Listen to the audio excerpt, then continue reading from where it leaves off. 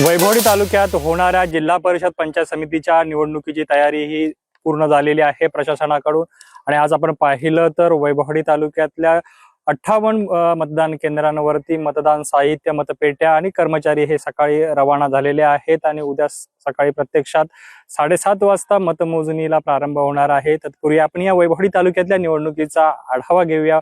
वैभवडी तालुक्यात जिल्हा परिषदच्या 3 आणि पंचायत समितीच्या 6 अशा एकूण 9 जागांसाठी ही निवडणूक होत आहे। त्यापैकी जिल्हा परिषद ची कोळपे मतदारसंघातली जी जिल्हा परिषदची जागा आहे ती बिनविरोध झालेली आहे। त्याच्यानंतर कोकिसरे पंचायत समितीची जागा आहे ती बिनविरोध झालेली आहे। त्यामुळे सद्यस्थितीत 7 जागांसाठी ही निवडणूक होत असून 7 जागांसाठी 17 उमेदवार रिंगणात आहेत आणि या 17 जणांचं भवितव्य आहे उद्या मतपेटीत कैद होणार आहे आणि त्याची जी प्रक्रिया आहे ती पूर्ण झालेली आहे। उद्या सकाळी 7:30 वाजल्यापासून तालुक्यातील 58 बूथ केंद्रांवरती मतदानाला प्रत्यक्ष सुरुवात होणार आहे। त्याकरिता आज सर्व प्रशासनाने ती तयारी पूर्ण केलेली आहे। सकाळीच वैभवडी तहसील कार्यालयातून प्रत्येक मतदान केंद्रांवरती मतदान अधिकारी, केंद्राध्यक्ष, त्याचबरोबर सहाय्यक जे कर्मचारी आहेत ते सर्वांचं पथक आहे हे मतपेट्यांसह रवाना झालेलं आहे। त्यानंतर आपण वैभवडी तालुक्यातल्या एकूण मतदान केंद्राचा आढावा घेणार आहोत। त्यामध्ये आपण पाहिलं तर एकूण 58 मतदान केंद्र आहेत। या मतदान केंद्रांवरती उद्या मतदान होणार आहे। त्यामध्ये आपण पाहिलं तर प्रत्येक मतदान केंद्रावरती केंद्राध्यक्ष, मतदान अधिकारी, सहाय्यक अधिकारी, पोलीस अधिकारी, त्याच्यानंतर झोनल अधिकारी आहेत, त्याच्यानंतर राखीव पथक आहेत, असं कर्मचाऱ्यांचं पथक आहे। त्याकरिता आपण जर कर्मचारी किती तैनात केले आहेत ते आपण जर पाहिलं तर केंद्राध्यक्ष 58 आहेत, मतदान अधिकारी 58 आहेत, सहाय्यक अधिकारी 116 आहेत, पोलीस कर्मचारी हे 116 आहेत, झोनल पथकामध्ये 8 जण आहेत, त्याच्यानंतर राखीव 6 पथकं तैनात करण्यात आलेली आहे की कोणत्याही परिस्थितीत एखादी अनुचित घटना घडल्यास किंवा एखादं पथकाच्या कुठलाही अडथळा निर्माण झाल्यास त्याकरता हे राखीव पथक ही 6 अशी तैनात करण्यात आले। त्याच्यानंतर हे सर्व साहित्य आणि कर्मचारी यांना मतदान केंद्रापर्यंत नेण्याकरिता 6 एसटी बसेस आणि 2 जीप हे तैनात करण्यात आलेले आहेत आणि या वाहनांद्वारे ही सर्व मंडळी आहेत ती मतदान केंद्रांवरती पोहोचली आहेत आणि आता प्रत्येक मतदान अधिकाऱ्याने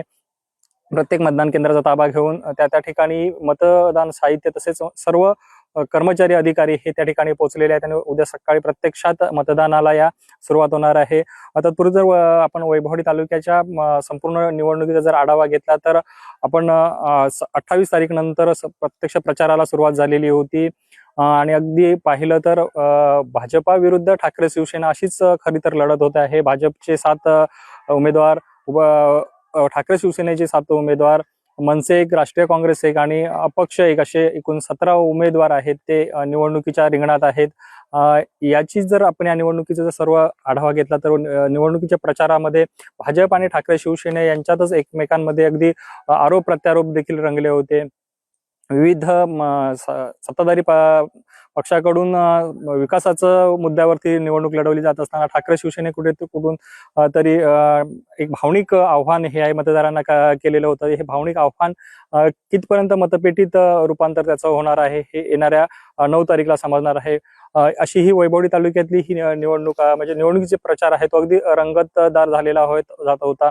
नितेश राणेंनी देखील एक प्रचार सभा घेतली होती। तर दुसरीकडे आपण पाहिलं तर विरोधी गटाकडून म्हणजे ठाकरे शिवसेना असेल किंवा महाविकास आघाडीकडून मात्र तशी प्रत्यक्ष कुठल्या मोठ्या नेत्याची सभा झाली नाही। केवळ माजी खासदार विनायक राऊत हे वैभवडी तालुक्यात आले होते। त्यांनी आपले माजी सभापती लक्ष्मणराव राणे यांच्या प्रचारासाठी कुर्लीत प्रचार फेरी काढली होती, त्यात सहभागी झाले। त्यावेळी सुशांत नाईक देखील होते। मात्र काँग्रेस असेल, मनसे असेल यांच्याकडून मात्र कुठली प्रचार सभा अथवा त्यांचे नेते या प्रचाराच्या याच्यात कुठेही दिसले नाही। एकीकडे भाजपने घरोघरी वाडीवार बैठका, खळा बैठका, प्रचार फेऱ्या घेऊन अगदी प्रचार सूक्ष्म पद्धतीने केला होता। तर ठाकरे शिवसेनेकडून त्यांना तोडीस तोड उत्तर देण्यात आलेलं होतं। तर काँग्रेसचा केवळ एकच उमेदवार आहे तो म्हणजे भुईवाडा पंचायत समितीमध्ये। त्या ठिकाणी भाजपचं काँग्रेसचं जर आपण बघितले तर काँग्रेसची प्रचार यंत्रणा ही तेवढ्या ताकदीने त्या ठिकाणी दिसून आलेली नव्हती।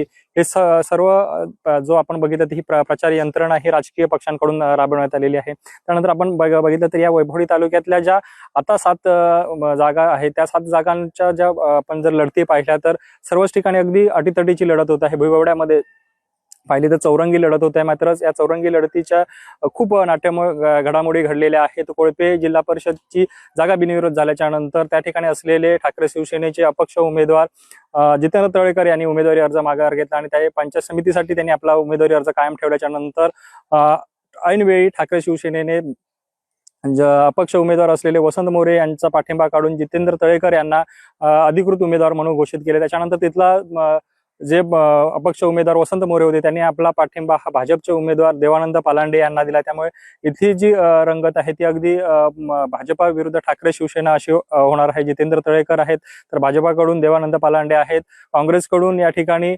रुपेश गुरव हे रिंगणात आहेत, तर अपक्ष उमेदवार असलेले ठाकरे शिवसेना पुरस्कृत वसंत मोरे यांनी मात्र आपला जो पाठिंबा आहे तो देवानंद पालांडे यांना जाहीर केल्यामुळे ते अगदी मोठी रंगत या निवडणुकीत या ठिकाणी आलेली आहे. त्याच्यानंतर आपण जर पाहिलं तर कोळपेमध्ये माजी सभापती सुवर्णा संसार या भाजपकडून लढत आहेत, तर त्या ठिकाणी ठाकरे शिवसेनेचे सचिव असलेले गुलझार काझी यांच्या पत्नी रेहाना काझी या त्यांना तोडीस तोड असं उत्तर देत आहेत. अगदी हा जर या मतदारसंघाचा जर आपण विचार केला तर हा मतदारसंघ कोळपे, तितवली, नानिवडे, वेंगसर, मांगवली, पुनर्वसन या हा भाग जो येतो त्यामध्ये कोळपे गावची जी भूमिका असणार आहे ती कोळपे गावची भूमिका ही अगदी निर्णायक असणार आहे. कारण गुलजार काझी हे मुस्लिम समाजाचं प्रतिनिधित्व करणारे आहेत आणि कोळपे गावात मोठं मतदान आहे मुस्लिम समाजाचे आहे आणि तो समाज कोणाच्या पाठीशी उभं राहणार यावर बरंचसं गणित अवलंबून असणार आहे. त्यानंतर आपण पाहिलं तर कोकिसरे जिल्हा परिषद मतदारसंघात आपण येतो. कोकिसरे जिल्हा परिषद मतदारसंघामध्ये माजी सभापती शुभांगी उर्फ माई सरवणकर या ठाकरे शिवसेनेकडून रिंगणात आहेत, तर माजी जिल्हा परिषद बांधकाम सभापती यांच्या सुनबाई श्रावणी रोहन रावराणे या भाजपाकडून रिंगणात आहेत आणि ही या ठिकाणी दुहेरी लढत जी आहे ती होते. आणि या ठिकाणी जर आपण पाहिलं तर कोकिसरे पंचायत समिती ही पूर्वीच बिनविरोध झाली आहे. या ठिकाणी भाजपचे तालुका अध्यक्ष सुधीर नकाशे यांच्या ज्या पत्नी आहेत त्या या ठिकाणी बिनविरोध म्हणून निवडून आलेल्या आहेत. या ठिकाणी जर जिल्हा परिषदेचा जर आपण विचार केला तर दुरंगी लढतीत अगदी अटीतटीची लढत होत आहे. एकीकडे जर पाहिलं तर या ठिकाणी मोठं जातीचं राजकारण होण्याची शक्यता देखील अधिक आहे, कारण वैश्यवाणी समाज आणि मुस्लिम समाजांची जी मतं आहे ती निर्णायक असणार आहे. आणि ही मतं कोणता पक्ष घेणार, कोणाच्या पारड्यात पडणार यावरती बरंचसं गणित अवलंबून असणार आहे. याच ठिकाणची ज्या 2 पंचायत समिती आहे त्यामध्ये आपण पाहिलं तर उंबर्डे पंचायत समिती जी आहे ती उंबर्डे पंचायत समितीमध्ये करूळच्या साची कोलते ह्या भाजपाकडून आहेत, तर कुसुरगावच्या माजी सरपंच स्मिता पाटील ह्या ठाकरे शिवसेनेकडून आहेत. ही लढत देखील अगदी अटीतटीची होण्याची शक्यता आहे. त्यामुळे या लढतीकडे देखील साऱ्यांचं लक्ष लागून आहे. त्यानंतर आपण पाहिलं तर लोरे जिल्हा परिषद मतदारसंघ, लोरे जिल्हा परिषद मतदारसंघ हा हाय व्होल्टेज मतदारसंघ म्हणून ओळखला जातो, कारण इथे जर पाहिलं तर अगदी दिग्गज नेते आहेत ते या मतदारसंघात आहे. त्यामध्ये 2 वेळा पंचायत समितीचे सदस्य म्हणून राहिलेले मंगेश लोके हे या निवडणुकीच्या रिंगणात आहेत, तर माजी सभापती लक्ष्मण रावराणे या निवडणुकीच्या रिंगणात आहेत, तर दिलीप रावराणे यांचे सुपुत्र सिद्धेश रावराणे हे या निवडणूक रिंगणात आहेत. असे 3 मातब्बर नेते मंडळी या मतदारसंघात असल्यामुळे या निवडणुकीकडे साऱ्यांचं लक्ष लागून आहे. या मतदारसंघाचा जर आपण आढावा घेतला तर खांबाळे पंचायत समितीमध्ये जे ठाकरे शिवसेनेकडे यापूर्वी तालुका प्रमुख म्हणून कार्यरत होते ते मंगेश लोके यावेळी त्यांनी भाजपाकडून उमेदवारी अर्ज दाखल केलेला आणि ते निवडणुकीच्या रिंगणात आहेत. सलग 3ऱ्यांदा ते पंचायत समितीच्या सदस्य पदाकरिता निवडणुकीच्या रिंगणात आहेत आणि त्यांना अगदी नवखे उमेदवार असलेले ठाकरे शिवसेनेचे स्वप्नील रावराणे यांनी हे समोर टाकलेले आहेत आणि त्यांनी त्यांना अगदी तोडीसतोड उत्तर दिलेलं आहे.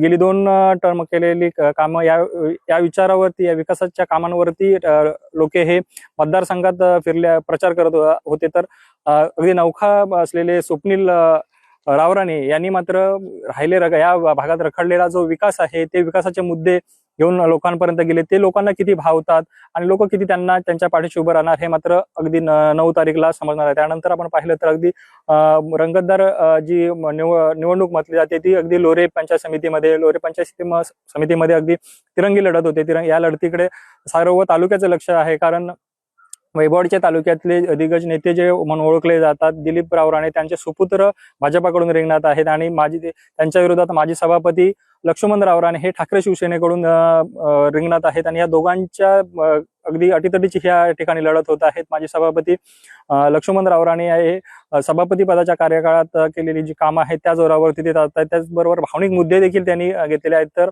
एक युवा कार्यकर्ता, युवा नेतृत्व म्हणून सिद्धेश रावराणे हे या निवडणुकीत उतरलेले आहेत. युवकांना साथ घालत आहेत. या भागातील जी प्रलंबित विकास कामे आहेत त्या विकास कामं मार्गी लावण्यासाठी भाजपाला सहकार्य करण्याचं आव्हान त्यांनी या प्रचारादरम्यान केलेलं होतं. आणि अगदी ही निवडणूक आहे किंवा ह्या निवडीकडे अगदी सर्वांचं लक्ष लागून राहिलं. याच ठिकाणी पुन्हा परत मनसेने देखील एक उमेदवार दिलेला, जे कुर्ली गावचे सुपुत्र असलेले अक्षय बागवे या ठिकाणी निवडणुकीच्या रिंगणात आहेत. त्यामुळे तिथली ही तिरंगी लढत आहे आणि या तिरंगी लढतीत कोण बाजी मारतं हे पाहणं अत्यंत महत्त्वाचं असणार आहे. संपूर्ण तालुक्याचा जर आपण विचार केला तर सद्यस्थितीत ही निवडणूक जी झाली पंचायत समिती आणि जिल्हा परिषदच्या या एकूण 7 जागांसाठी, तर 7 जागांचं जे चित्र आहे ते 9 तारीखला स्पष्ट होणार. मात्र जी निवडणूक होती ती अगदी सुरुवातीला एकतर्फी निवडणूक वाढत होती. भाजपा अगदी एकतर्फी ही निवडणूक जिंकेल असं वाटत असतं. मात्र जसं जसं प्रचाराचा वेग आला, प्रचारात वेगवेगळे मुद्दे येऊ लागले, प्रत्येक भागातील वेगवेगळ्या मुद्द्यांना उमेदवारांनी हात घातले आणि त्याच्यामुळे ही जी निवडणूक आहे ती अगदी रंगतदार येऊन वेगळ्याच उंचीवर येऊन पोचलेली आहे. त्यामुळे प्रत्येक ठिकाणी केलेले जे भावनिक मुद्द्यांचं राजकारण असेल किंवा प्रत्येक ठिकाणी ज्या ज्या प्रलंबित विषयांवर केलेले जे प्रचार असतील, त्याच्यामुळे ही निवडणूक वेगळ्या टप्प्यावरती येऊन टेपलेली आहे. आणि मतदार आता नेमका कोणाला साथ देणार हे मात्र 9 तारीखला चित्र स्पष्ट होणार आहे. तुर्तास इथेच थांबूया. पाहत राहा कोकणचा मा चॅनल, कोकण सात लाईव्ह.